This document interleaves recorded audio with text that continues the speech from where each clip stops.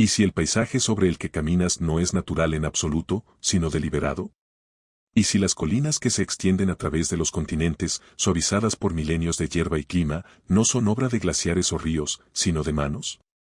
Manos humanas, construyendo algo tan inmenso que olvidamos que alguna vez fue construido. Párate al borde de cualquier valle, y la tierra sube y baja en suaves olas. Llamamos naturales a estas formaciones. Paseamos a nuestros perros por ellas. Plantamos cultivos en sus laderas. Pero debajo de algunos de estos montículos, invisibles al ojo casual, esperan geometrías. Ángulos perfectos. Alineaciones astronómicas. Cámaras selladas en la oscuridad durante tanto tiempo que el aire dentro de ellas nunca ha sido respirado por nadie vivo hoy en día.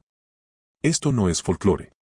Esta es la crisis silenciosa de la arqueología, colinas artificiales, dispersas por todos los continentes habitados, ocultando arquitectura que apenas ahora estamos comenzando a medir. Y cuanto más miramos, más extraño se vuelve el patrón. Antes de profundizar en lo que yace bajo tierra, si este tipo de historia te llama la atención, esa que plantea preguntas más antiguas que cualquier respuesta que hayamos recibido, considera suscribirte. No por el bien del algoritmo, sino porque estas historias merecen testigos. Y en los comentarios, dime, ¿desde dónde estás escuchando? ¿Qué colina, qué paisaje te rodea ahora mismo? Quizás estés más cerca de este misterio de lo que crees. La palabra montículo suena inocente. Modesta. Sugiere algo pequeño, quizás el trabajo de una sola comunidad, un cementerio o una plataforma ceremonial. Pero la realidad es mucho más inquietante. Tan solo en el valle del río Mississippi, alguna vez se alzaron más de 100.000 montículos de tierra. 100.000. La mayoría han sido excavados, reconstruidos y olvidados. Pero los que quedan, los que se han estudiado, revelan algo asombroso, no fueron aleatorios. No se dispersaron por casualidad. Muchos de ellos se alinean. No con ríos ni caminos, sino con las estrellas. Cahokia, el asentamiento precolombino más grande al norte de México, se centra en un montículo llamado Montículo de los Monjes. Se eleva 30 metros, y su base cubre más de 5 hectáreas. Es más grande que la base de la Gran Pirámide. Y está orientado con precisión a los puntos cardinales. Si te sitúas en su cima durante los equinoccios, el sol sale exactamente donde los antiguos constructores lo pretendían. Esto no fue casualidad. Era astronomía plasmada en la Tierra. Pero Cahokia no está sola. Al otro lado del océano, en lo que hoy es el Reino Unido, se alza otro tipo de montículo. Silbury Hill. Un cono perfecto de tiza y tierra, de 40 metros de altura, construido alrededor de 2400 años antes de la era común.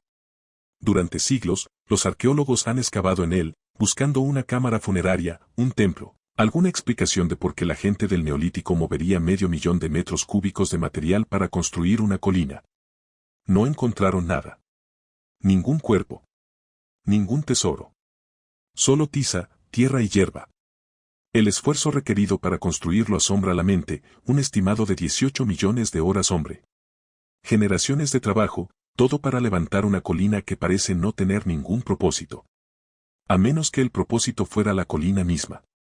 A menos que la geometría, la ubicación, el hecho mismo de su existencia fuera el mensaje. Y el patrón continúa. En lo que hoy es Polonia, cerca del pueblo de Sarnovo, los arqueólogos descubrieron algo en el bosque que se había descartado como natural durante siglos, una colina. Pero el georradar reveló una historia diferente. Bajo tierra, una enorme estructura de piedra. No un templo ni una tumba. Una pirámide. Más antigua que Silbury. Más antigua que muchos de los monumentos que nos han enseñado a venerar. Y había sido enterrada deliberadamente. No derrumbada. No erosionada.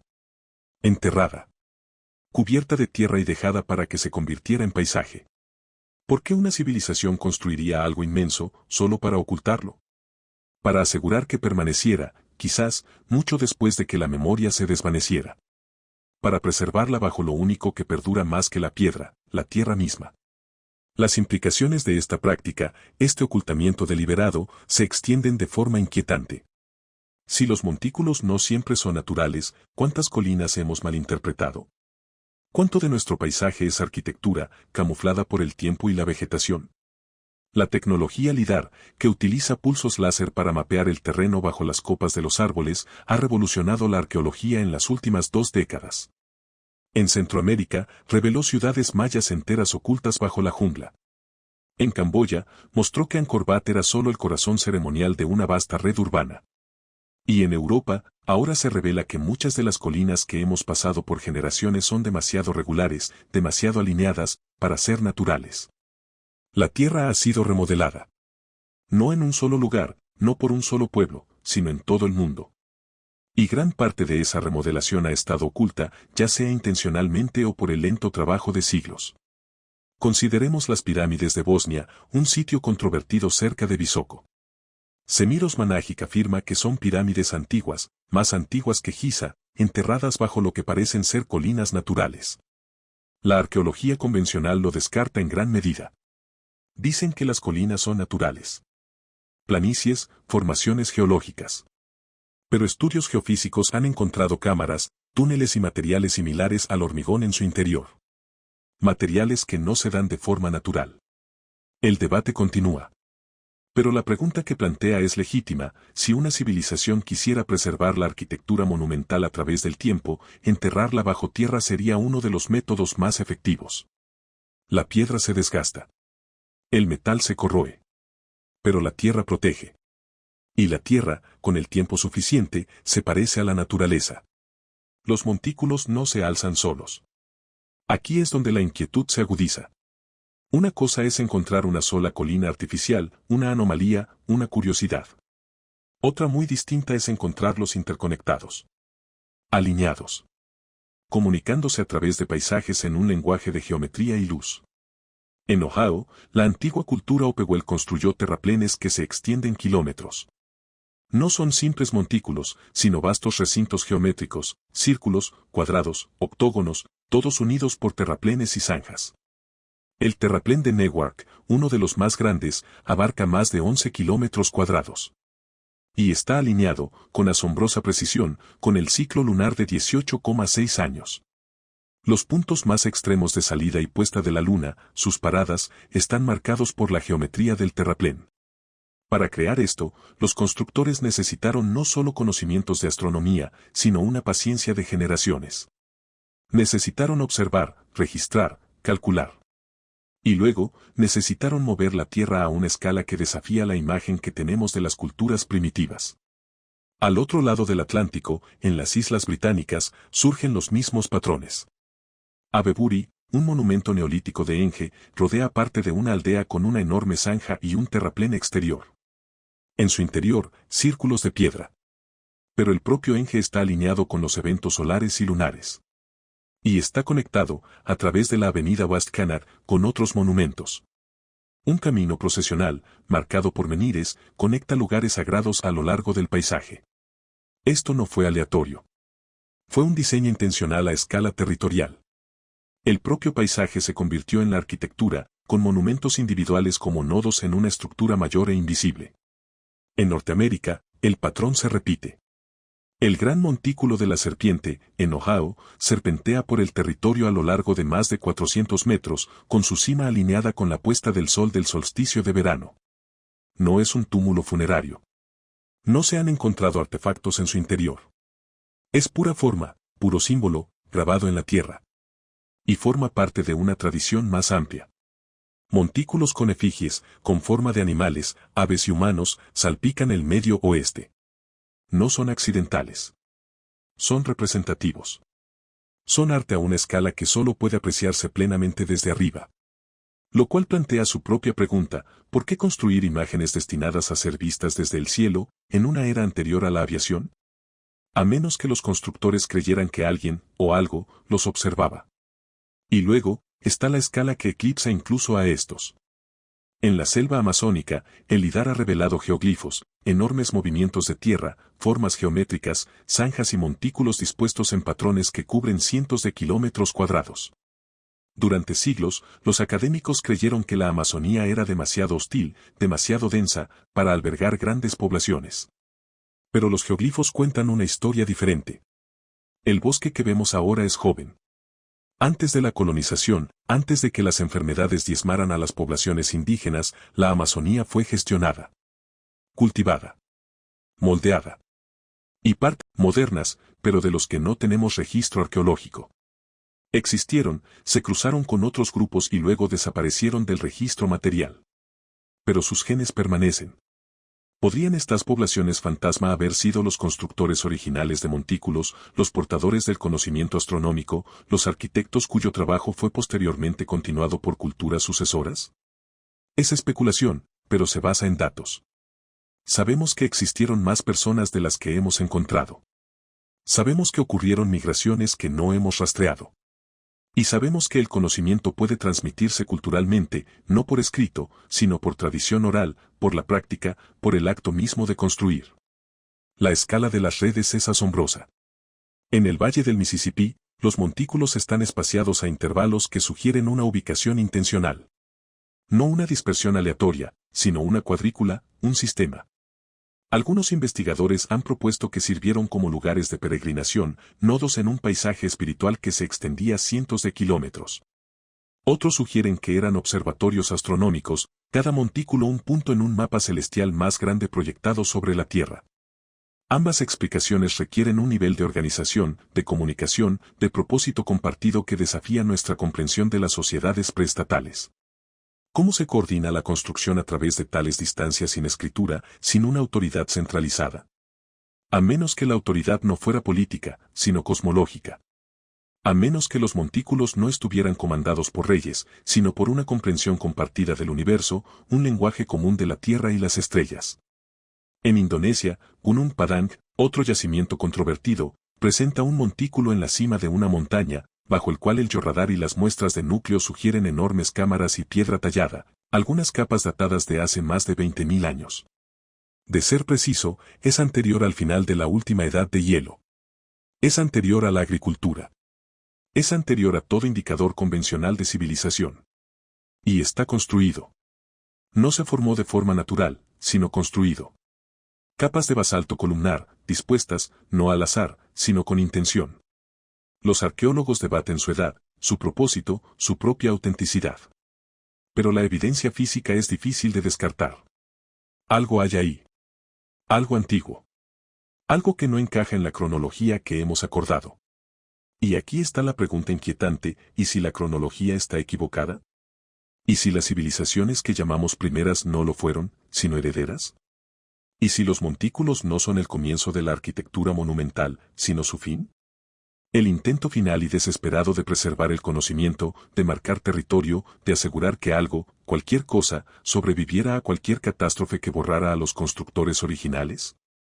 La hipótesis del impacto del Dryas reciente sugiere el impacto de un cometa hace unos 12.800 años que desencadenó un rápido cambio climático, la extinción de la megafauna y el colapso de las sociedades humanas nacientes. Si existieran culturas entonces, culturas lo suficientemente sofisticadas como para comprender la astronomía y construir en piedra, sus monumentos habrían sido sepultados por el tiempo, por la subida del nivel del mar, por el simple hecho de que el mundo para el que construyeron ya no existía. Y sus supervivientes, dispersos, reducidos, lo habrían recordado. Y tal vez, habrían reconstruido. No en piedra, lo cual requiere recursos y estabilidad, sino en tierra. En montículos. Colocando marcadores por todo el territorio, codificando lo que sabían, con la esperanza de que las generaciones futuras lo comprendieran. La decisión de enterrar la arquitectura no es inédita en la historia registrada. Los antiguos persas, al abandonar un sitio, a veces enterraban estructuras para protegerlas. Los romanos, en tiempos de conflicto, ocultaban objetos de valor bajo falsos pisos, bajo tierra. Pero estos eran actos de desesperación o de preservación estratégica. Lo que sugieren los montículos es algo más deliberado. Una cultura, o culturas, que eligieron la tierra como medio de inmortalidad. No porque carecieran de piedra, sino porque la tierra perdura de una manera que la piedra no puede. La piedra puede ser derribada, reutilizada, disuelta por la lluvia. La tierra se convierte en paisaje. Y el paisaje es invisible. Está en todas partes. Es el suelo bajo cada paso, inadvertido, indiscutible, esperando. La cultura de Pottery Point, por ejemplo, construyó su sitio sin estructuras permanentes sobre los montículos. Sin templos. sin palacios. Solo tierra, moldeada en crestas y plataformas. Los arqueólogos han encontrado agujeros para postes, lo que sugiere construcciones temporales, pero nada monumental en el sentido tradicional. La monumentalidad era la tierra misma. El paisaje era la arquitectura. Y fue diseñada para perdurar, no desafiando a la naturaleza, sino convirtiéndose en ella. Este es un genio de otro orden. No el genio de la ingeniería, sino el genio del camuflaje. De la paciencia. De una estrategia temporal profunda que asume que el olvido es inevitable y planifica para ello. En las Islas Orcadas, frente a la costa norte de Escocia, el yacimiento neolítico de Nassau Brogger fue descubierto hace apenas unas décadas, enterrado bajo tierras de cultivo. Un radar reveló enormes estructuras de piedra, templos, salas y muros pintados con intrincados diseños. Había sido cubierto, deliberadamente, con basura, desechos y tierra, impidiéndole la vista. ¿Por qué? Algunos sugieren que se trataba de un cierre ritual. Una forma de poner fin a una era sagrada, de marcar la transición de una era a otra. Pero el efecto es el mismo, preservación mediante la ocultación. Las estructuras sobrevivieron porque estaban ocultas, porque fueron extraídas del mundo, confiadas a la tierra. Y luego están los montículos que no son montículos en absoluto, sino colinas naturales que fueron modificadas, mejoradas y convertidas en sagradas.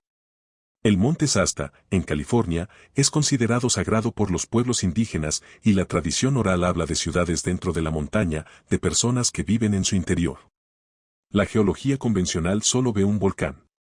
Pero los estudios acústicos han detectado anomalías, espacios huecos, cámaras que no encajan con la estructura volcánica esperada. ¿Son tubos de lava naturales o algo más? La línea entre lo natural y lo artificial se difumina cuando se considera que los pueblos antiguos a menudo elegían sitios con significado natural y luego los mejoraban, esculpiéndolos, moldeándolos y añadiendo capas. La tierra y la intención humana se fusionan hasta volverse indistinguibles. Esta confusión es lo que hace que el estudio de los montículos sea tan desafiante y profundo. No siempre se puede saber, desde la superficie, qué hay debajo. E incluso al excavar, al mapear y medir, la interpretación sigue siendo difícil de alcanzar. ¿Cuál era el propósito? ¿Qué creían los constructores? ¿Qué intentaban preservar, señalar u ocultar? Las respuestas no están solo en la tierra. Están en los patrones.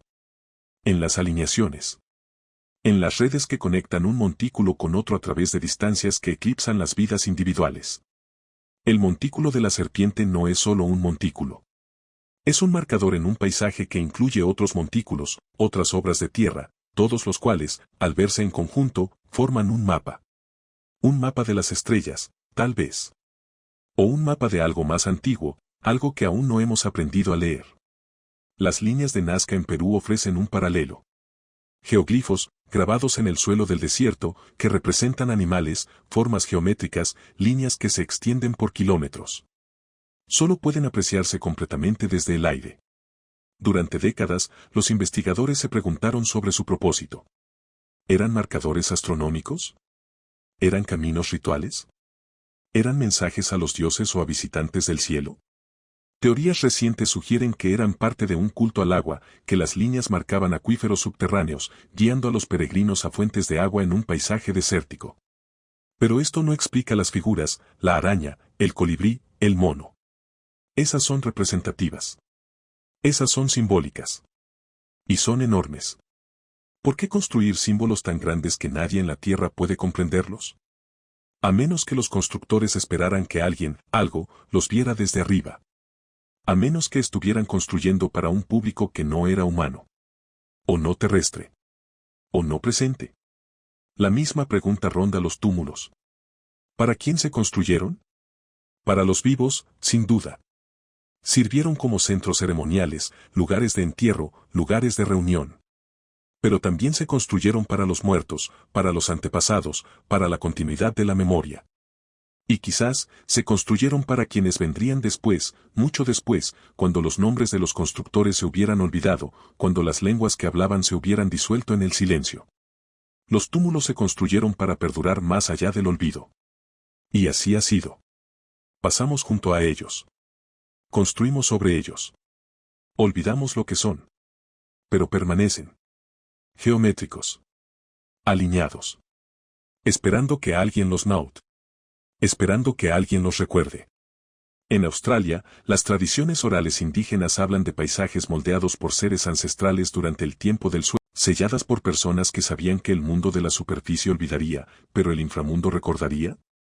En la década de 1990, un granjero en China, mientras araba su campo, descubrió guerreros de terracota. Miles de ellos, enterrados en filas, custodiaban la tumba del primer emperador. Nadie sabía que estaban allí. Nadie sospechaba. El montículo que los cubría se había convertido en una colina más en el campo. Y si el arado de un granjero no hubiera tocado cerámica, seguirían ocultos. ¿Cuántos otros ejércitos, otras ciudades, otras maravillas yacen bajo tierra, insospechados, sin marcar, esperando que un accidente o la tecnología los revele? El ejército de terracota fue enterrado deliberadamente, un complejo funerario destinado a acompañar al emperador al más allá. Pero también estaba oculto, oculto de los saqueadores, del tiempo, de la memoria. Y funcionó. Durante más de 2000 años, permaneció desconocido. La tierra guardó el secreto. Ahora, imaginen que esa estrategia se aplicara no a una sola tumba, sino al legado de toda una civilización. Imaginen una cultura que, ante el colapso, decidiera enterrar sus mayores logros, confiarlos a la tierra, sabiendo que el olvido era inevitable, pero con la esperanza de que algún día el recuerdo fuera posible. Los montículos serían la parte más visible de esta estrategia, los marcadores, las pistas. Pero debajo de ellos, en cámaras que aún no hemos abierto, en bóvedas que aún no hemos descubierto, ¿qué podría guardar? No oro. No tesoros. Sino conocimiento. Astronomía. Matemáticas. Ingeniería. La comprensión destilada de un pueblo que observó las estrellas durante tanto tiempo que pudo predecir eclipses, rastrear la precesión y cartografiar el cielo sobre la Tierra. La tecnología para descubrir lo que se esconde bajo la Tierra ha avanzado exponencialmente. El lidar, el georradar, la magnetometría y las imágenes satelitales han revelado paisajes que eran invisibles hace una generación. En 2018, los arqueólogos utilizaron lidar para escanear los bosques de Guatemala, revelando más de 60.000 estructuras mayas, incluyendo pirámides, palacios y fortificaciones defensivas, todas ocultas bajo el dosel selvático. El alcance de la civilización maya se reescribió instantáneamente. No era una colección de ciudades-estado aisladas, sino una vasta red interconectada, mucho más grande y compleja de lo que nadie hubiera imaginado. Y había estado allí todo el tiempo, bajo los árboles, esperando. Los montículos de Norteamérica, de Europa, de Asia, están experimentando la misma revelación. Cada escaneo, cada estudio, revela más. Y cuanto más encontramos, menos entendemos. Porque la pregunta ya no es si estas estructuras existen. Sí existen. La pregunta es ¿por qué? ¿Por qué esta geometría específica? ¿Por qué estas alineaciones específicas? ¿Por qué enterrarlas? Y las respuestas, cuando llegan, nunca son sencillas. En Newark Earthworks, las alineaciones lunares son tan precisas que solo podrían haber sido creadas a través de generaciones de observación. Pero los ciclos lunares se repiten. ¿Por qué conmemorarlos en la Tierra? ¿Por qué no simplemente registrarlos, enseñarlos, transmitirlos oralmente? A menos que los earthworks no fueran solo registros, sino herramientas. A menos que estuvieran diseñados para funcionar, para enfocar la intención, para servir como escenarios para rituales que requerían alineaciones específicas en momentos específicos. La Tierra, el cielo, el ser humano, todos alineados. Esto no es superstición primitiva. Esto es cosmología aplicada. Esto es religión, sí, pero también ciencia, las dos aún no divorciadas, la comprensión de que el universo está unificado, que arriba y abajo se reflejan mutuamente, que dar forma a la Tierra es tocar las estrellas. En Malta, el hipogeo de Al-Saflieni, un templo subterráneo tallado en piedra caliza, data de unos 3000 años antes de nuestra era. Es un montículo al revés, excavado en lugar de construido, pero el principio es el mismo, un espacio sagrado oculto bajo la tierra. Sus cámaras resuenan a frecuencias específicas. Cuando hablas, cuando cantas, la piedra amplifica el sonido, crea armónicos que vibran a través de tu cuerpo. Esto es ingeniería acústica. Los constructores comprendían el sonido, comprendían la resonancia, comprendían cómo crear un entorno que alterara la conciencia. Y lo ocultaron. No en la cima de una montaña, ni en un templo visible, sino debajo. ¿Por qué? ¿Para protegerlo? ¿Para mantenerlo en secreto? ¿O para asegurar que solo quienes lo sabían, los iniciados, pudieran encontrarlo? Los montículos pueden cumplir la misma función. No todo el conocimiento está destinado a ser accesible. No toda la sabiduría está destinada a ser difundida. En muchas culturas, el conocimiento sagrado está restringido, se enseña solo a quienes han demostrado su valía, a quienes han pasado por la iniciación, a quienes comprenden la responsabilidad que conlleva el conocimiento. Los montículos, entonces, no son museos. No son monumentos públicos. Son guardianes. Sus secretos solo están disponibles para quienes pueden leer el paisaje, quienes pueden interpretar las alineaciones, quienes pueden excavar no con palas, sino con comprensión. Es por eso que tantos montículos no contienen nada, o parecen no contener nada. Porque lo que contienen no es físico. Está codificado. Es la geometría misma, la ubicación, la alineación, la relación con otros montículos, con los ríos, con las montañas, con el horizonte. El paisaje es el texto. Y apenas ahora estamos aprendiendo a leer. En Irlanda, el Valle del Boyne contiene no solo Newgrange, sino también Knowes y Dowes, otras dos tumbas de corredor, todas alineadas con diferentes eventos solares y lunares.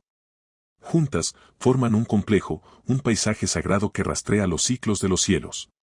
Y están cubiertas, cada una, por montículos de tierra y piedra, mojones que han resistido 5000 años.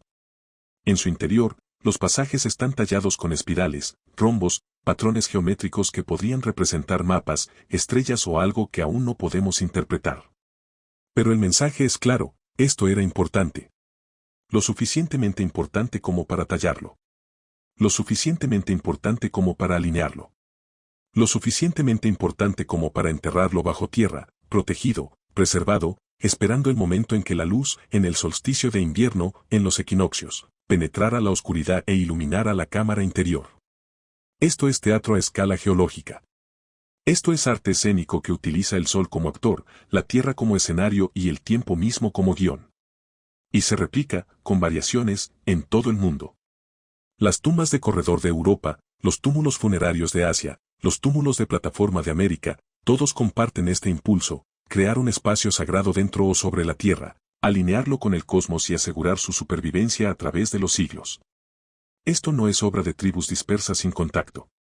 Es una comprensión compartida, un lenguaje común de la tierra y las estrellas, de la geometría y la alineación, de la construcción y la ocultación. Ya sea que se haya propagado a través de la migración, el comercio, alguna conexión antigua y olvidada, o que haya surgido de forma independiente en cada lugar, el resultado es el mismo, una red global de monumentos, ocultos a simple vista, esperando a que recordemos lo que son. Pero recordar es difícil. Nuestra civilización privilegia lo visible, lo escrito, lo inmediato. Construimos hacia arriba, no hacia abajo. Grabamos en idiomas que requieren traducción constante, mantenimiento constante. Confiamos en instituciones, bibliotecas, archivos digitales, todos frágiles, todos borrables. Los montículos, en su silencio, en su resistencia, reprenden este enfoque. Son tecnología básica, sí.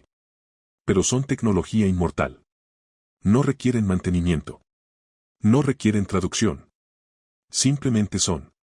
Y mientras la Tierra exista, existirán, guardando sus secretos, esperando el momento en que la humanidad esté lista, una vez más, para excavar. El acto de excavar es violento. Se rasga la tierra. Se perturba lo que ha permanecido inmóvil durante milenios. Se expone a la luz y al aire lo que debía estar sellado en la oscuridad. Y, sin embargo, excavamos. Porque la curiosidad nos impulsa. Porque necesitamos saber. Porque los montículos, en su silencio, nos provocan con la promesa de respuestas. Pero cada excavación también es un borrado. Una vez que se excava, no se puede desenterrar. El contexto, la estratigrafía, la delicada relación entre el suelo y el artefacto, todo se ve alterado. La arqueología moderna intenta mitigar esto mediante registros cuidadosos, fotografías y mediciones minuciosas. Pero la verdad permanece, destruimos para descubrir. Y quizás por eso tantas culturas decidieron enterrar sus sitios más importantes.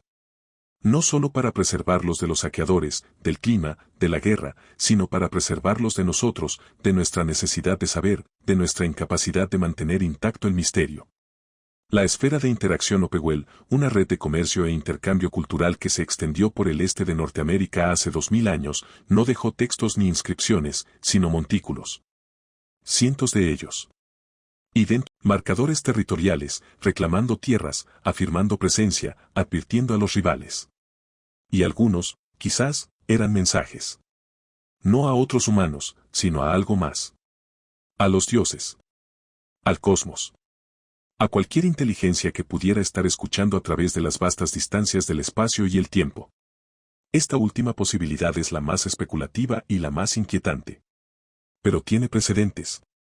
Los discos de oro de la Voyager, lanzados al espacio en la década de 1970, son el intento de la humanidad de comunicarse a través del tiempo y la distancia, de enviar un mensaje a lo que sea que los encuentre en un futuro lejano.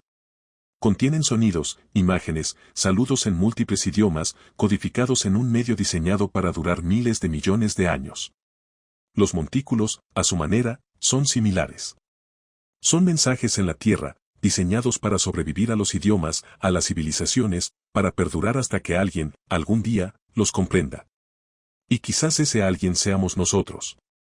Quizás seamos el público objetivo, los descendientes lejanos, finalmente lo suficientemente avanzados, finalmente lo suficientemente curiosos, como para descifrar lo que nuestros antepasados enterraron. ¿Pero cuál era el mensaje? ¿Qué intentaban decirnos?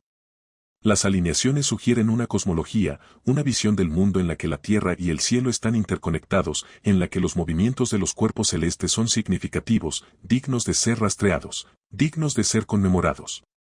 La geometría sugiere matemáticas, una comprensión de la proporción, de la simetría, de las relaciones entre formas y espacios. La escala sugiere ambición, la voluntad de invertir generaciones de trabajo en proyectos que ningún individuo vería completado. Y el entierro sugiere miedo. No miedo a saqueadores ni enemigos, sino miedo al olvido. Miedo a que el conocimiento que habían acumulado, la comprensión que habían alcanzado, se perdiera. Y así lo codificaron, no en textos frágiles, sino en el medio más perdurable disponible, la tierra misma.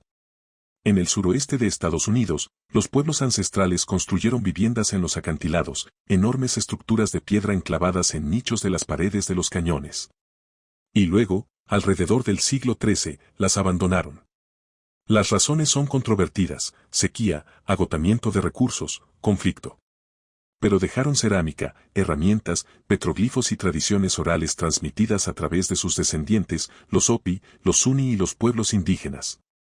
Esas tradiciones hablan de migraciones, de profecías, de una época en la que se les instruyó que se fueran, que avanzaran, que llevaran su conocimiento a nuevas tierras. Las viviendas en los acantilados, al igual que los montículos, quedaron atrás, no destruidas ni borradas, sino abandonadas, abandonadas al viento y al tiempo, a la espera. Los descendientes saben dónde están. Todavía las visitan, aún realizan ceremonias, aún honran a los antepasados que las construyeron. El conocimiento no se perdió.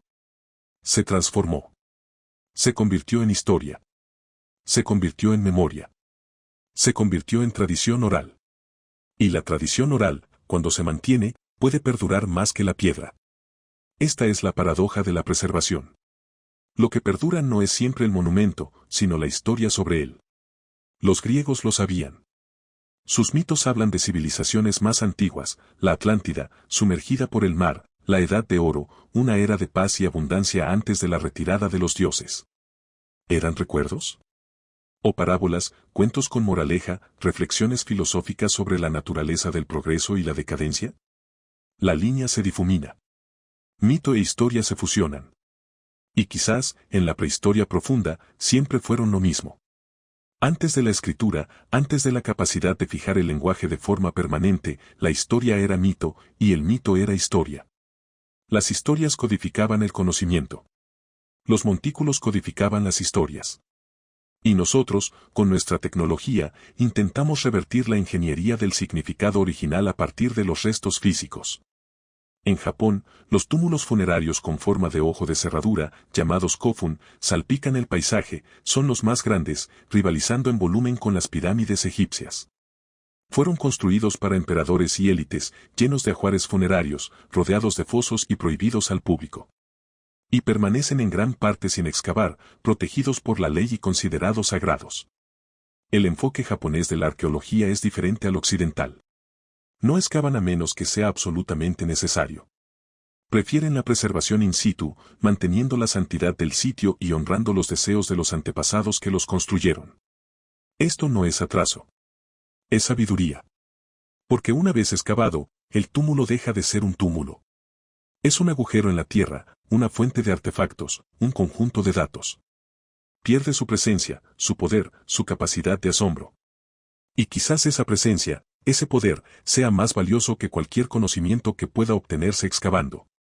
La pregunta entonces es, ¿qué le debemos al pasado? ¿Le debemos revelación, la exposición de sus secretos a la luz de la ciencia moderna?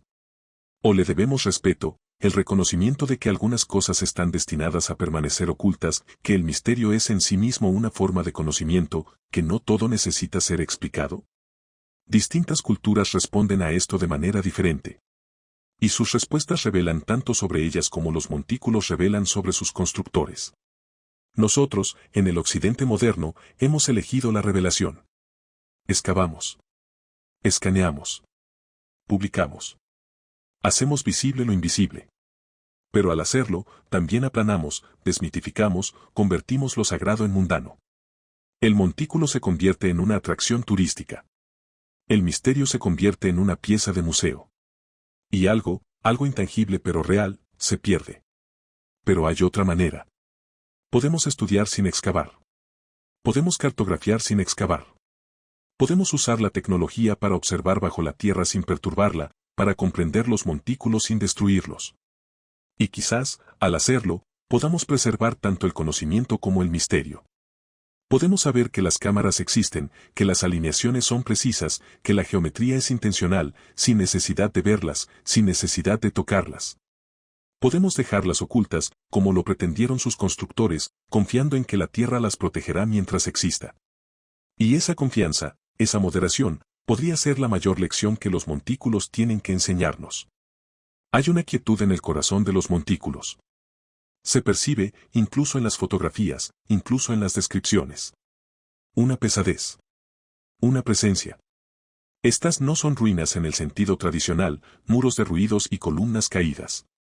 Están intactas. Están completas. Son exactamente como debían ser, cubiertas, ocultas, fusionadas con el paisaje. Y esa plenitud les confiere un poder del que carecen los monumentos más visibles. No exigen atención. No se anuncian. Esperan. Y en esa espera acumulan significado, capa tras capa, como la tierra que las cubre. En China, la tumba del primer emperador, Insi Huang, es un enorme túmulo de 76 metros de altura, visible a kilómetros de distancia. No ha sido excavada. Los guerreros de terracota, los caballos y los carros se encontraron en fosas que rodean el túmulo, pero la tumba central permanece sellada. Textos antiguos afirman que contiene ríos de mercurio, ballestas mecánicas para matar intrusos y una réplica del cielo y la tierra. Pruebas modernas han detectado altos niveles de mercurio en el suelo, lo que sugiere que los textos podrían ser precisos. Sin embargo, el gobierno chino ha optado por no excavar. La tecnología, afirman, aún no es suficiente para preservar su interior. Es mejor esperar, dejarlo sellado, que arriesgarse a destruirlo en el acto de la revelación. Esta es una paciencia a una escala que desafía la sensibilidad moderna. Es pensar en siglos, en milenios. Esta es la mentalidad de los constructores de túmulos, trasladada hasta el presente. Y esto plantea la pregunta, ¿qué más hemos decidido no excavar? ¿Qué otros túmulos, qué otras tumbas, qué otras cámaras yacen bajo tierra, conocidas pero intactas, respetadas pero inexploradas? En Egipto, innumerables tumbas permanecen sin excavar. En Perú, en México, en Camboya, en todas las regiones donde florecieron civilizaciones antiguas, la mayoría de los yacimientos permanecen intactos. No porque carezcamos de la tecnología, sino porque carecemos de los recursos, el tiempo y los permisos. La arqueología es lenta. La financiación es limitada. Y cada excavación es una apuesta, una esperanza de que lo que se encuentre justifique el tiempo y el dinero invertidos. Pero a los túmulos no les importan nuestros presupuestos. No les importan nuestros plazos. Esperarán. Han esperado tanto tiempo. Pueden esperar más. En la mitología nórdica, los dioses entierran a sus muertos en túmulos que se convierten en lugares sagrados, lugares de poder, lugares donde la frontera entre el mundo de los vivos y el más allá es tenue. Los vikingos, herederos de esta tradición, continuaron construyendo túmulos funerarios, llenándolos de barcos, armas y tesoros para acompañar a los muertos en su viaje. Significado para nosotros. Nos invitan a reducir la velocidad, a pensar en generaciones, a imaginar un proyecto tan vasto que ninguna vida podría abarcarlo. Nos invitan a considerar la permanencia, el legado, el largo arco del tiempo. Y al hacerlo, ofrecen una corrección a nuestra propia era, a nuestra propia obsesión con la velocidad, con la novedad, con lo inmediato. Los montículos dicen, paciencia. Los montículos dicen, continuidad.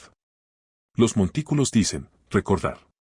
En Irlanda, se está llevando a cabo un proyecto para escanear cada montículo conocido, cada túmulo, cada yacimiento megalítico, utilizando lidar y fotogrametría, creando un archivo digital, un paisaje virtual que puede explorarse desde cualquier parte del mundo. Se trata de una preservación de un nuevo tipo. No física, sino informativa. Los montículos permanecen en la Tierra, intactos, pero sus formas, sus medidas, sus relaciones, se capturan, almacenan y comparten. Cualquiera con conexión a Internet puede caminar por Newgrange, ver el pasaje, observar cómo la luz del solsticio ilumina la cámara, todo ello sin tener que poner un pie en Irlanda. Esto democratiza el conocimiento. Hace accesible el pasado de maneras que antes eran imposibles. Pero también plantea preguntas, ¿qué se pierde cuando la experiencia está mediada por una pantalla? ¿Cuál es el valor de la presencia física, de estar en el montículo, de sentir el viento, de tocar la piedra? ¿Es la copia digital equivalente al original? ¿O es una sombra, una referencia, algo que apunta hacia lo real pero que nunca puede reemplazarlo? La respuesta, como ocurre con tantas preguntas sobre los montículos, es ambigua. El archivo digital es invaluable. Preserva lo que de otro modo se perdería con el tiempo, la erosión y la actividad humana. Permite a los investigadores comparar yacimientos, detectar patrones y comprobar hipótesis sin necesidad de viajar ni excavar. Pero no es lo mismo que estar allí. El montículo en persona tiene una presencia, un peso, una realidad que la pantalla no puede transmitir. Te paras frente a él y eres consciente de tu propia pequeñez, de la inmensidad del tiempo, del esfuerzo necesario para construirlo. Sientes, de una manera que los datos no pueden capturar, la enormidad de lo que estás viendo. Y esa sensación, esa conexión visceral con el pasado, también merece la pena preservarla. Al final, los túmulos son espejos. Nos reflejan nuestras propias preguntas, nuestros propios deseos, nuestros propios miedos. Vemos en ellos lo que les aportamos. Si buscamos evidencia de civilizaciones perdidas, la encontramos. Si buscamos simples lugares de enterramiento, también los encontramos. Si buscamos observatorios astronómicos, marcadores territoriales, espacios rituales, mensajes del pasado, los encontramos todos. Los túmulos son flexibles. Se adaptan a la interpretación. Y quizás eso sea intencional. Quizás los constructores sabían que el significado no es fijo, que cada generación encontraría algo diferente, lo entendería a su manera, añadiría su propia capa a la historia. Los túmulos no son monólogos. Son diálogos. Y todavía estamos en conversación con ellos, todavía tratando de escuchar lo que dicen, todavía tratando de responder. En Australia, los pueblos indígenas tienen un concepto llamado cuidado del territorio, la idea de que la tierra no es solo un recurso, sino una entidad viva, un pariente, algo que debe ser cuidado, honrado y protegido. Esto no es sentimentalismo. Es una cosmovisión en la que la tierra es sagrada, no porque un dios la haya creado, sino porque sustenta la vida, porque guarda la memoria, porque conecta el pasado con el futuro. Los montículos, desde esta perspectiva, no son solo monumentos. Son territorio. Forman parte del paisaje vivo y exigen cuidado. No excavación. No explotación. Cuidado. Y quizás, si adoptáramos esta perspectiva, nuestra relación con los montículos cambiaría. Los veríamos no como rompecabezas por resolver, sino como ancestros a los que honrar. No como datos que extraer, sino como presencias que respetar. Hay un momento, en cada excavación, en que la tierra cede. Cuando la pala o la paleta rompen una capa y aparece algo que no ha visto la luz en siglos, en milenios. Un fragmento de cerámica. Un fragmento de hueso. Un toque de color, ocre o carbón, que sugiere decoración, intención, cuidado. Y en ese momento, el tiempo se derrumba. El arqueólogo, arrodillado en la tierra, se conecta directamente con la persona que colocó ese objeto, que moldeó esa arcilla, que pintó esa pared. La distancia se desvanece. Los siglos entre ellos se disuelven. Son, por ese instante, contemporáneos. El pasado es presente. Los muertos hablan. No con palabras, sino con objetos, con decisiones, con el simple hecho de haber sido. Esta es la magia de la arqueología. Por eso excavamos, a pesar del daño, a pesar de los dilemas éticos. Porque esa conexión, ese momento de reconocimiento, es profundo. Es, a su manera, sagrado. Pero los montículos resisten este momento. No ceden fácilmente. Están diseñados para perdurar, para proteger, para ocultar. Y cuando logramos abrirnos paso, cuando entramos en las cámaras, a menudo encontramos vacío. Tumbas saqueadas. Techos derrumbados. Daños por sedimentos y agua. Los tesoros, si existieron, han desaparecido. Los cuerpos, si estaban allí, se han descompuesto. Lo que queda es la estructura misma, la geometría, la alineación. Y debemos inferir el resto. Debemos imaginar los rituales, las procesiones, las ofrendas. Debemos reconstruir la cosmovisión a partir de los fragmentos. Y al hacerlo, somos tanto creadores como descubridores. Estamos construyendo una narrativa, uniendo evidencia y suposición, hechos e interpretaciones. Y la narrativa que construimos dice tanto de nosotros como de las personas que estamos estudiando. En el siglo XIX, cuando la arqueología era joven, los túmulos eran saqueados en busca de tesoros, de objetos para museos y colecciones privadas. Los cuerpos eran extraídos y exhibidos como curiosidades. Los objetos sagrados eran tratados como recuerdos. El daño causado en esta época es incalculable. No solo a los yacimientos, sino también a los descendientes de los constructores, a las comunidades indígenas que presenciaron cómo sus antepasados eran desenterrados, cómo su patrimonio era vendido, cómo su historia era reescrita por forasteros. El ajuste de cuentas con este legado continúa. La repatriación, la devolución de restos humanos y objetos sagrados a sus comunidades de origen, es ahora una práctica habitual en muchos países. Pero es lenta. Y es controvertida. Los museos argumentan que están preservando los objetos, haciéndolos accesibles a los académicos, protegiéndolos de la destrucción. Las comunidades argumentan que los objetos son suyos, que fueron sustraídos sin consentimiento, que su lugar no está en una vitrina, sino en la tierra, o en uso ceremonial, o donde los descendientes decidan. Ambas partes tienen razón. Ambas partes, a su manera, intentan honrar el pasado. Pero lo honran de manera diferente. Los montículos no toman partido en este debate. Permanecen, independientemente de quien los reclame, independientemente de quien los estudie. Son más grandes que la política. Son más grandes que las naciones. Son monumentos al esfuerzo humano, a la fe humana, a la esperanza humana. Y pertenecen, en última instancia, no a ningún grupo, sino a la tierra. Están hechos de tierra.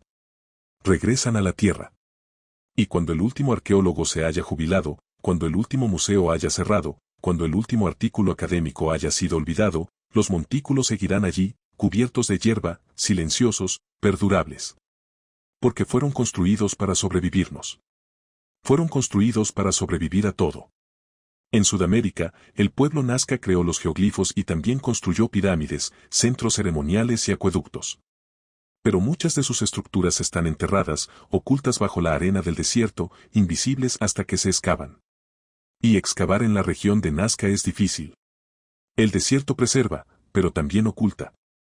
Puedes caminar sobre una estructura enterrada y nunca saber que está ahí. Solo cuando el viento cambia, cuando la arena se erosiona, cuando alguien excava en el lugar correcto, emerge el pasado. E incluso entonces, es frágil. El aire seco ha preservado textiles, momias, materiales orgánicos que se descompondrían en cualquier otro clima. Pero la exposición es letal. A las pocas horas de ser desenterrados, los colores se desvanecen, las telas se desintegran, la madera se desmorona. El acto de descubrir es también el acto de destruir. Y por eso los arqueólogos trabajan con rapidez, documentando, fotografiando y preservando lo mejor que pueden. Pero saben que están compitiendo contra la entropía. Saben que lo que están revelando era más seguro en la oscuridad. Esta es la paradoja central de toda arqueología. Debemos perturbar para aprender. Debemos dañar para preservar. Los montículos lo entienden. Son, en cierto sentido, sacrificios. Sus constructores sabían que algún día, tal vez, alguien excavaría. Y se prepararon para ello, codificando la redundancia, dejaron ningún manifiesto. Solo dejaron las estructuras mismas y el silencio que las rodea. Y quizás ese silencio sea intencional. Quizás el misterio sea el mensaje. Quizás los constructores querían que nos preguntáramos, que cuestionáramos, que nos paráramos ante los montículos y sintiéramos los límites de nuestro conocimiento, la inmensidad de lo que no entendemos. Quizás querían que mantuviéramos la humildad, que recordáramos que no somos la cima del logro humano, que otros vinieron antes, que otros vendrán después, y que el hilo que nos conecta a todos es frágil, se rompe fácilmente y requiere un cuidado constante. Los montículos perduran. Han soportado eras glaciales y periodos cálidos. Han soportado migraciones e invasiones. Han soportado cambios en el idioma, en las creencias, en los sistemas políticos. Nos han soportado a nosotros, nuestra curiosidad, nuestro descuido, nuestra reverencia, nuestro abandono.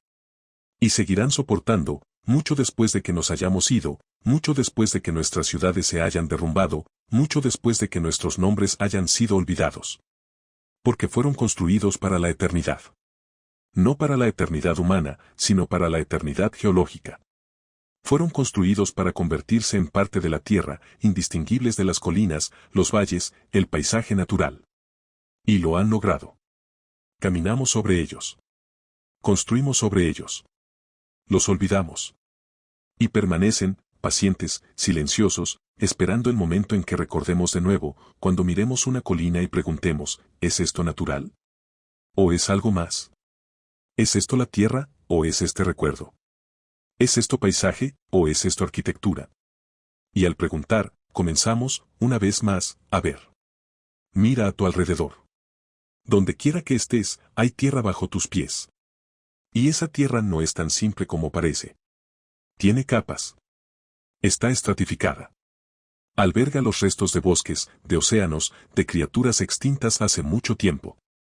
Y en algún lugar, en algunos lugares más que en otros, alberga la obra de la mano del hombre. Cimientos. Muros. Cámaras. Montículos. La tierra no es solo geología. Es arqueología. Es historia, comprimida, enterrada, esperando. Y cada paso que das es un paso sobre historias que desconoces, sobre vidas que no puedes imaginar, sobre estructuras que no puedes ver. Los montículos son la parte más visible de este mundo oculto. Se alzan sobre la superficie, insinuando lo que yace debajo. Pero son solo el comienzo. Por cada montículo que hemos encontrado, ¿cuántos quedan sin descubrir? Por cada cámara que hemos mapeado, ¿cuántos permanecen sellados?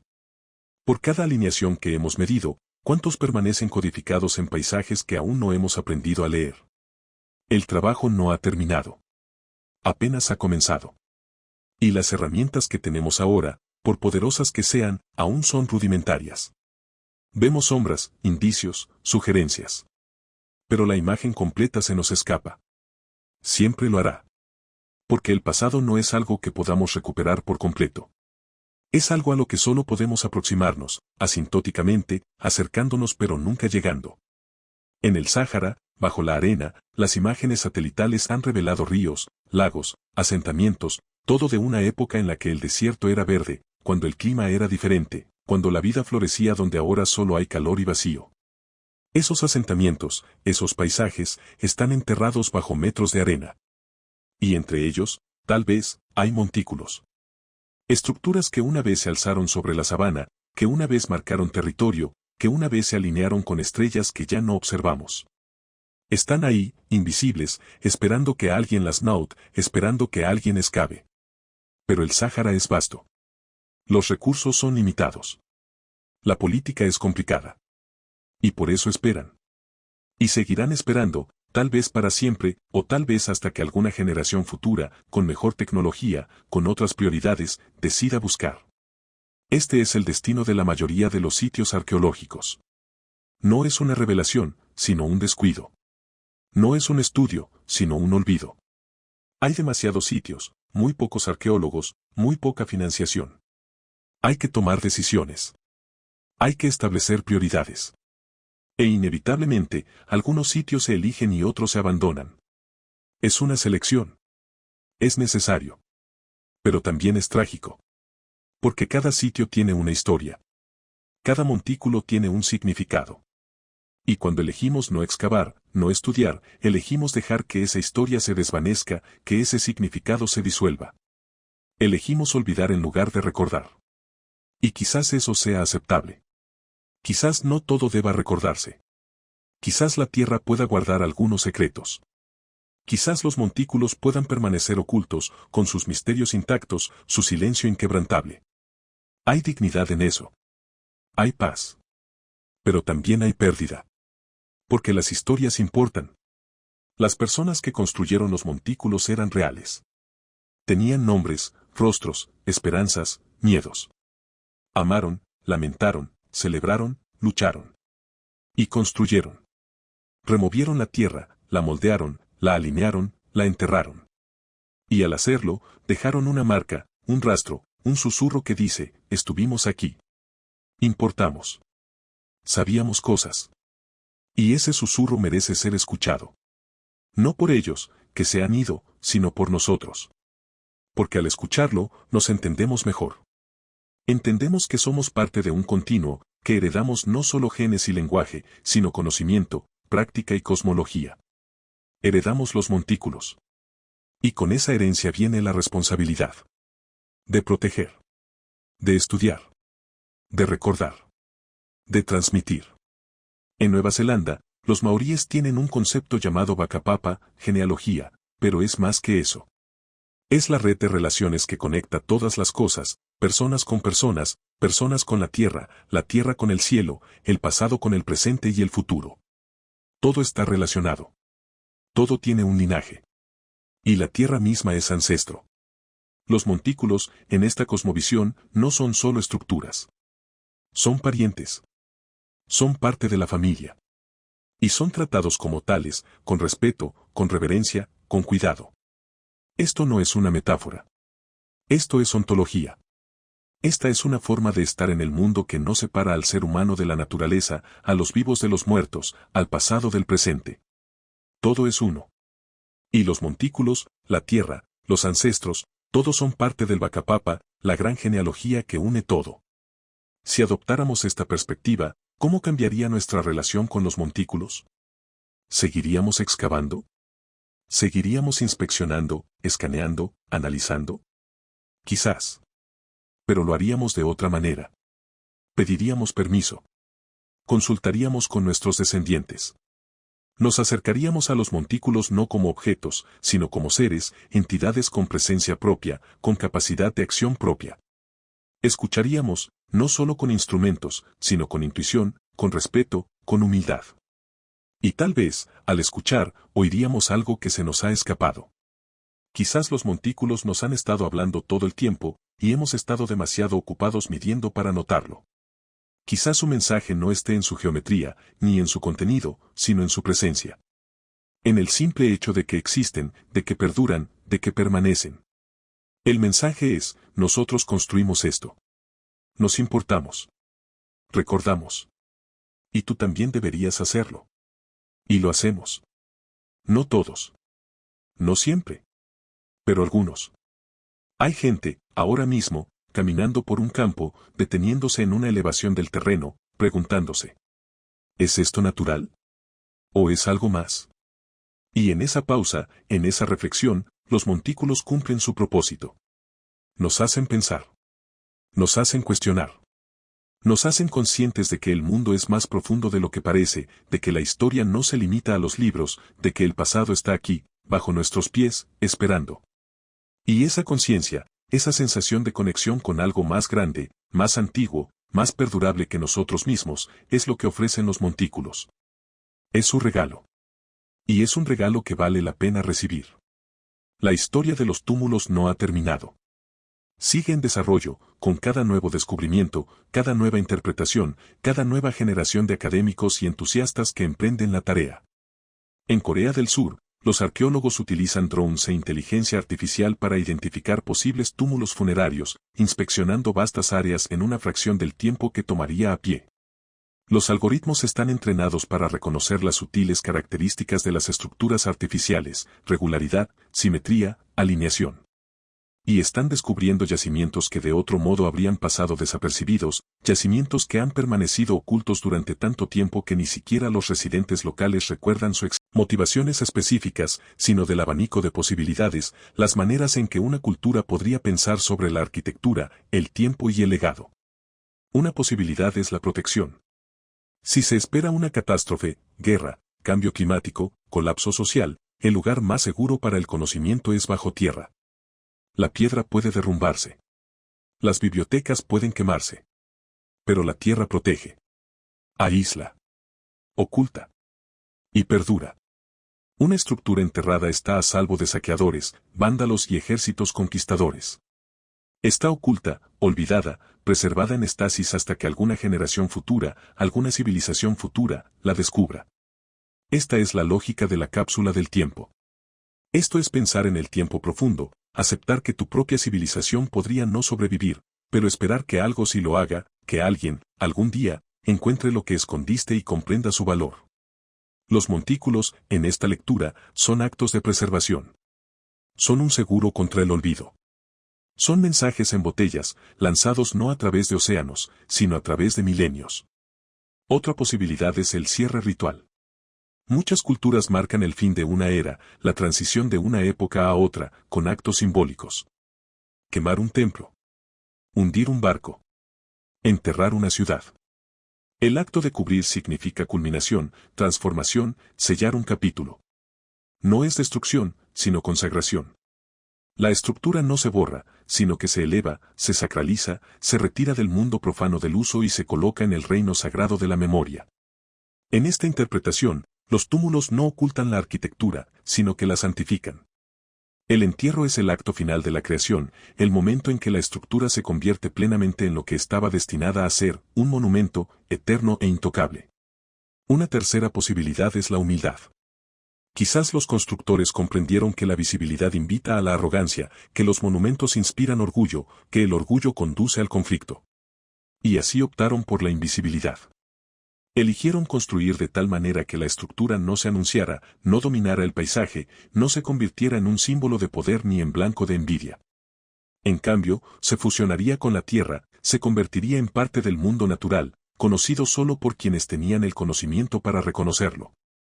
Esto es la arquitectura como secreto, como iniciación, como prueba. Solo quienes comprenden la geometría, las alineaciones, el paisaje, pueden ver lo oculto.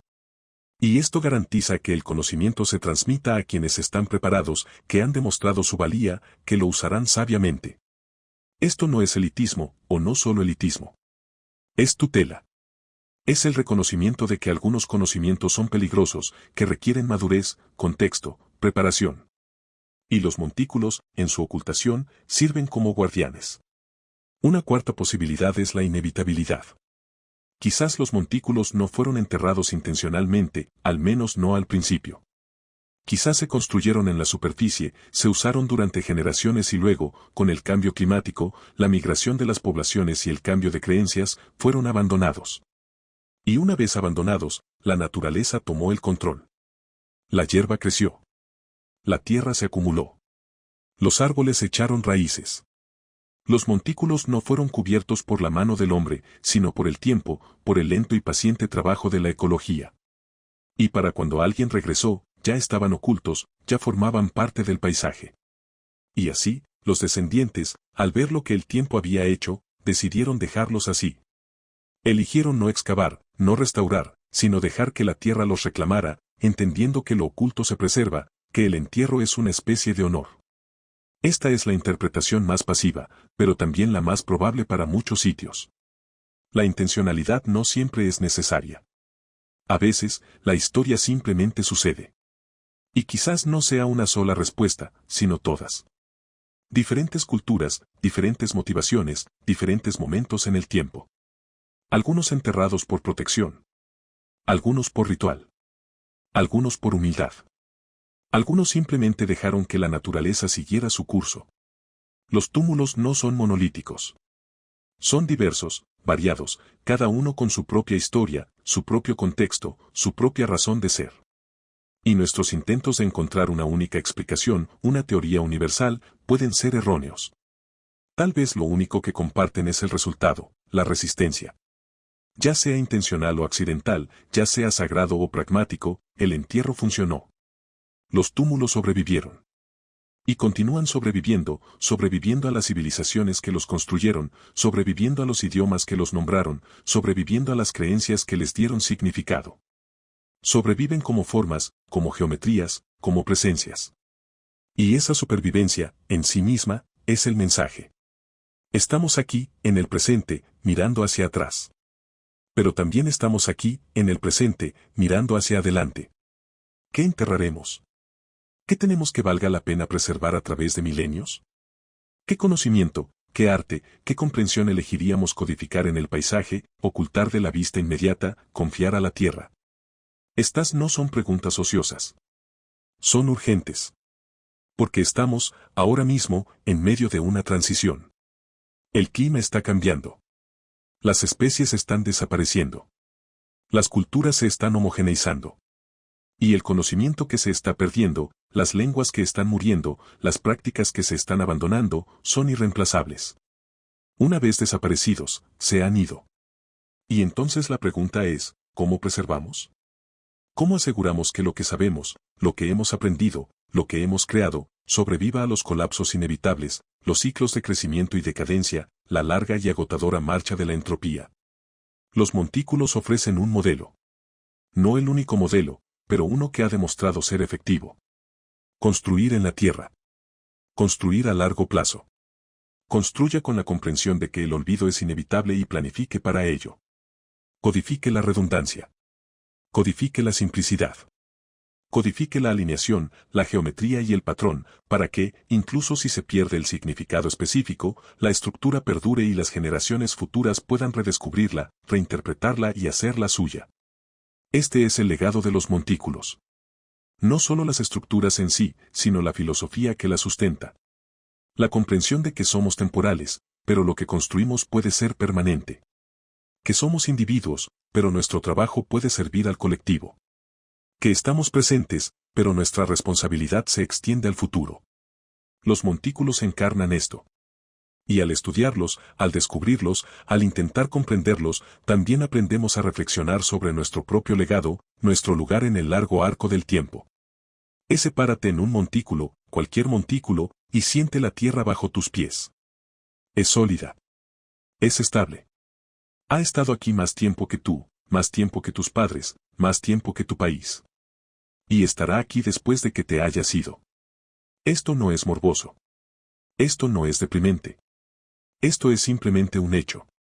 Y en ese hecho, hay consuelo. El mundo es más grande que nosotros. El tiempo es más largo que nosotros. Y somos parte de algo que se extiende más allá de nuestras vidas individuales, más allá de nuestras preocupaciones inmediatas, hacia reinos de escala y duración que empequeñecen lo cotidiano. Los montículos nos lo recuerdan. Son anclas que nos sujetan al pasado profundo, nos conectan con ancestros que nunca conoceremos, cuyos nombres se han desvanecido, cuyas lenguas se han disuelto, pero cuya obra permanece. Y en esa obra, nos vemos a nosotros mismos. No literalmente, no en el sentido de cultura o creencia compartida, sino en el sentido de humanidad compartida. Los constructores de los montículos eran como nosotros. Miraban las estrellas y se preguntaban. Sintieron el cambio de estaciones e intentaron comprender. Se enfrentaron a la mortalidad y buscaron dejar algo atrás. Eran curiosos, ambiciosos, reverentes, temerosos, esperanzados. Eran humanos. Y sus montículos son logros humanos, no solo en escala, sino en espíritu. Son expresiones de la necesidad humana de crear, marcar, comunicar, perdurar. Y esa necesidad no ha cambiado. Todavía la sentimos. Todavía construimos. Todavía nos esforzamos. Y los montículos, en su silencio, dicen, sí. Esto es lo que hacemos. Esto es lo que somos. Pero también dicen algo más difícil de oír, algo que nos incomoda, no somos únicos.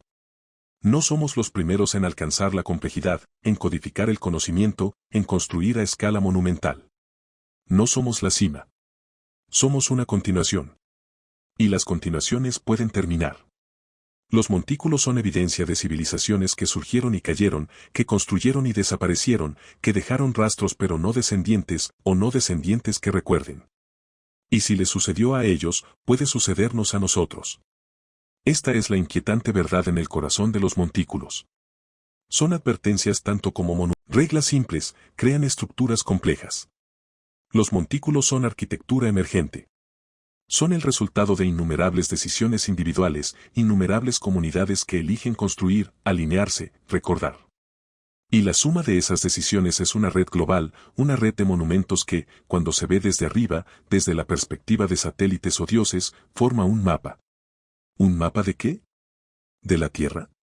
¿De las estrellas? ¿De ambos, superpuestos, fusionados, hechos uno? Esta es la pregunta que impulsa a los investigadores. Este es el patrón que están tratando de decodificar. Y cada nuevo descubrimiento, cada nueva alineación, cada nueva conexión, se suma a la imagen. Pero la imagen aún no está completa. Puede que nunca lo esté. Porque algunos de los nodos, algunos de los montículos, han desaparecido. Han sido arados bajo tierra. Han sido reconstruidos. Han sido erosionados por el tiempo. La red está fracturada.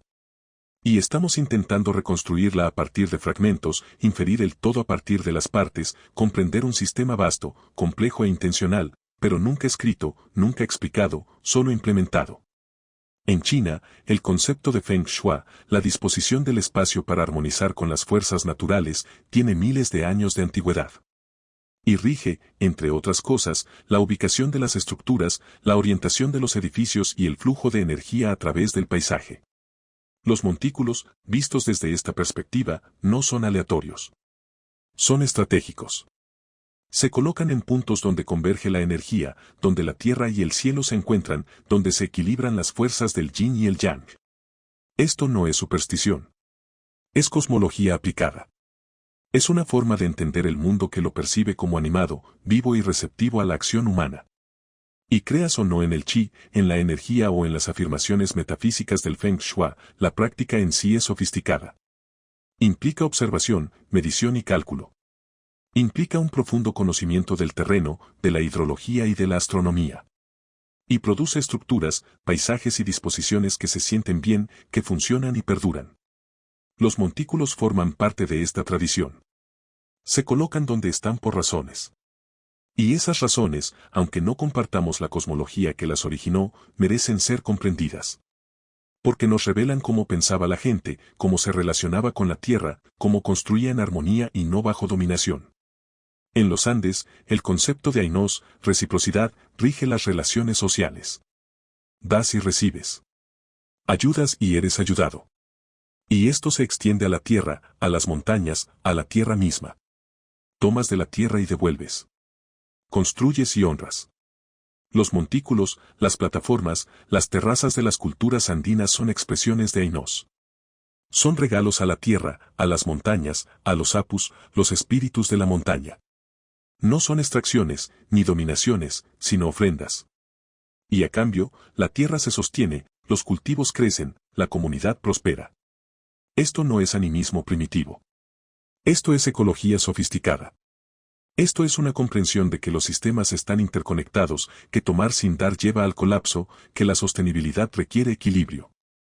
Y los montículos, en este contexto, no son solo monumentos. Son prácticas, representaciones de una cosmovisión que ve la tierra como socia, no como propiedad.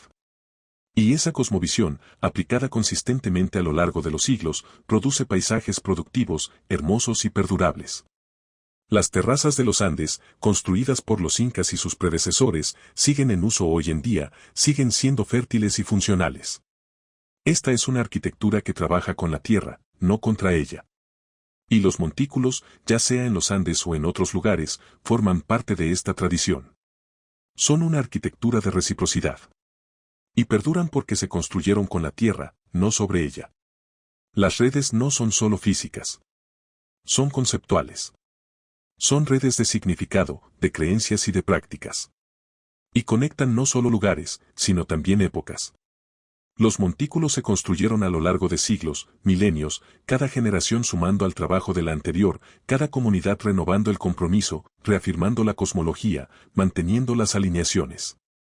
Esta es una continuidad a una escala que la modernidad lucha por comprender. Pensamos en décadas, en vidas, en ciclos electorales. Pero quienes construyeron los montículos pensaron en generaciones, en ciclos astronómicos que tardaron más que cualquier vida individual en completarse. Y construyeron en consecuencia. Construyeron sabiendo que no verían el final. Construyeron para sus descendientes. Construyeron para el futuro. Y al hacerlo, crearon estructuras atemporales que hablan de cualquier época, que tienen significado incluso cuando se pierde el contexto específico. Los montículos son monumentos a la paciencia, a la fe, a la creencia de que el trabajo importa incluso si no se ve el resultado. Y esa creencia, esa fe, es lo que les permitió construir a tal escala, coordinarse a través de tales distancias, crear redes que abarcaban continentes. Siempre volvemos a la pregunta, ¿por qué? ¿Por qué llegar a tales extremos? ¿Por qué invertir tanto tiempo, tanto esfuerzo, tanta voluntad colectiva en construir estructuras que quedarían enterradas, ocultas, fundiéndose con el paisaje? Y la respuesta, si la hay, no es sencilla. Es multidimensional, como los propios montículos, con múltiples significados, múltiples motivaciones, múltiples verdades coexistentes. Los montículos son tumbas. Son observatorios. Son marcadores territoriales. Son espacios rituales. Son mensajes. Son todo esto y más. Son lo que los constructores pretendieron y lo que nosotros, en nuestras interpretaciones, hacemos de ellos. Son espejos que reflejan nuestras propias preocupaciones, nuestras propias preguntas, nuestros propios deseos. Y esto no es un defecto. Es su fortaleza. Porque al estar abiertos a la interpretación, al dar cabida a múltiples significados, siguen siendo relevantes. Permanecen vivos. No están anclados en el pasado, sino activos en el presente, moldeando nuestra forma de pensar sobre la historia, sobre la arquitectura, sobre el legado. Y son hermosos. Esto a menudo se pasa por alto en las discusiones arqueológicas, la dimensión estética, el puro poder visual y espacial de los montículos. No son solo datos. Son experiencias. Te paras en un montículo y ves el paisaje extenderse ante ti. Sientes el viento. Percibes la curvatura de la tierra. Te elevas, física y metafóricamente, te elevas de lo cotidiano, te da una perspectiva más amplia, más profunda, más abarcadora. Esto es intencional. Los montículos fueron diseñados para hacer esto, para crear momentos de asombro, de trascendencia, de conexión con algo más grande. Y lo logran. Incluso ahora, incluso para las personas que desconocen su historia, que no pueden leer sus alineaciones, que no comparten la cosmología que los construyó, los montículos inspiran. Te hacen detenerte. Te hacen pensar. Te hacen sentir el peso del tiempo, la profundidad de la historia, la presencia del pasado. Esta es la arquitectura en su función más alta. No es refugio, no es utilidad, sino significado. Los montículos crean significado. Y en un mundo cada vez más desprovisto de sentido, cada vez más homogeneizado, cada vez más desconectado del lugar y la historia, ofrecen algo esencial. Ofrecen arraigo. Ofrecen continuidad. Ofrecen la sensación de formar parte de una historia más grande y antigua que uno mismo.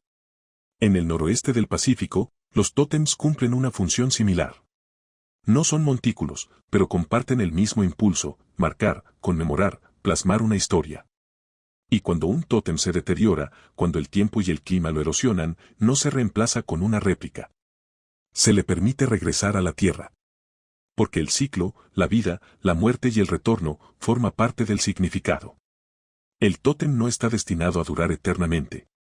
Está destinado a durar mientras dure, y luego disolverse, a nutrir el bosque, a formar parte del suelo del que surgirá nueva vida. Este es un enfoque diferente de la preservación, que acepta la impermanencia, que ve la decadencia no como un fracaso, sino como una transformación. Y los montículos, a su manera, lo encarnan. Fueron construidos para perdurar, sí. Pero también fueron construidos para cambiar. Para ser cubiertos por la hierba, por los árboles, por el tiempo.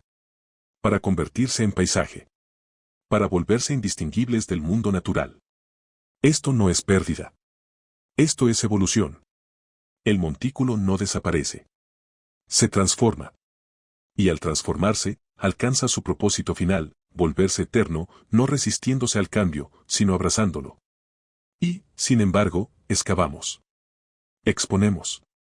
Nos resistimos a la transformación. Queremos que el montículo permanezca como era, como imaginamos que era, prístino, intacto, comprensible. Esta es nuestra necesidad, no la del montículo. Al montículo no le importa. Perdurará, trabajar, no en contra. Y este enfoque, aplicado de forma consistente, produce paisajes que perduran, que se mantienen productivos durante siglos, milenios. Los montículos son parte de este legado. Y ofrecen lecciones sobre cómo podemos construir, cómo podemos moldear nuestros propios paisajes, de manera sostenible, que honren la tierra y que garanticen la continuidad. La razón para enterrar la arquitectura, entonces, puede no ser una sola razón, sino una constelación de razones, una forma de pensar que abarca la protección, el ritual, la humildad y la adaptación. Es una forma de construir que acepta la impermanencia mientras busca la perdurabilidad. Es una forma de codificar el conocimiento en la forma, en la geometría, en el paisaje, para que sobreviva incluso cuando el lenguaje falla. Es una forma de honrar la tierra, de trabajar con ella, de verla no como un material para ser explotado, sino como un aliado al que respetar. Y es una forma de pensar en el tiempo profundo, de planificar no para años o décadas, sino para siglos, para milenios, para el largo arco de la existencia humana. Esta es la sabiduría de los montículos. Y es la sabiduría que necesitamos. Porque nos encontramos, ahora mismo, en un punto de inflexión. El clima está cambiando. Los recursos se están agotando. Los ecosistemas se están derrumbando. Y los sistemas que hemos construido, las infraestructuras, las economías, las estructuras políticas, están demostrando ser inadecuados. Son demasiado rígidos, demasiado miopes, demasiado dependientes del crecimiento constante. Y cuando el crecimiento se detenga, como debe ser, fracasarán. Y nos quedará la disyuntiva, ¿reconstruimos de la misma manera, repitiendo los mismos errores, o aprendemos?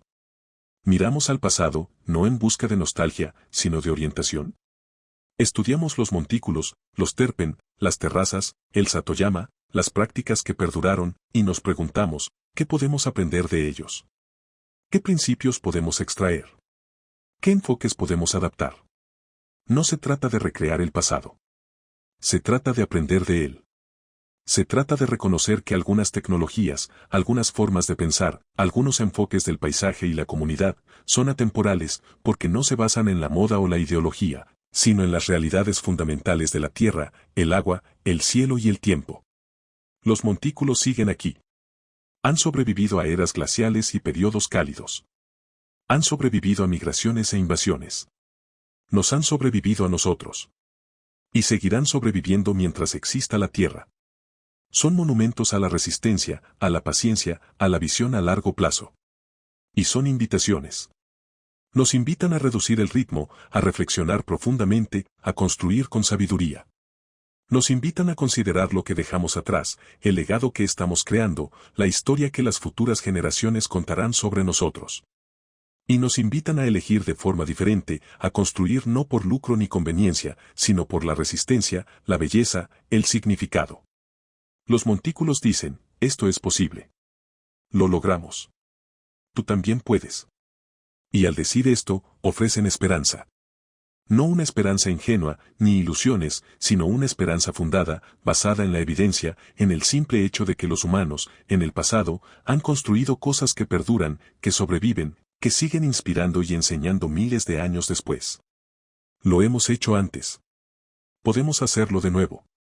Los montículos son la prueba. Y ellos esperan, pacientes como siempre, que los recordemos. Nos encontramos al borde del presente, contemplando un paisaje lleno de geometrías ocultas. Colinas que no son colinas. Valles moldeados por la intención. Una tierra que recuerda, incluso cuando olvidamos. Los montículos están por todas partes, una vez que aprendes a verlos. No son raros. No son exóticos. Son el sustrato de la historia humana, la capa fundacional sobre la que las civilizaciones han surgido y caído. Y siguen aquí, siguen hablando, siguen enseñando, si escuchamos. Pero escuchar requiere silencio. Requiere paciencia. Requiere la voluntad de permanecer quietos, observar, sentir, conectar. Requiere resistir el impulso de excavar, exponer, consumir. Requiere tratar los montículos no como objetos, sino como presencias, como entidades con su propia integridad, su propia voz, su propia historia. Y esto es difícil. Porque estamos entrenados para extraer, analizar, reducir. Estamos entrenados para ver el mundo como un recurso, como datos, como algo que debe ser conocido y controlado. Pero los montículos se resisten a esto. Ofrecen una forma diferente, una forma de conocimiento que no se basa en la dominación, sino en la relación. No en la extracción, sino en la reciprocidad. No en la certeza, sino en el misterio. Y quizás esta sea la lección final, el regalo definitivo que ofrecen los montículos, el valor del misterio. En un mundo que exige respuestas, que patologiza la incertidumbre, que insiste en que todo puede y debe explicarse, los montículos dicen, no. Algunas cosas siguen siendo desconocidas. Algunas cosas deberían seguir siendo desconocidas. El misterio no es un problema por resolver.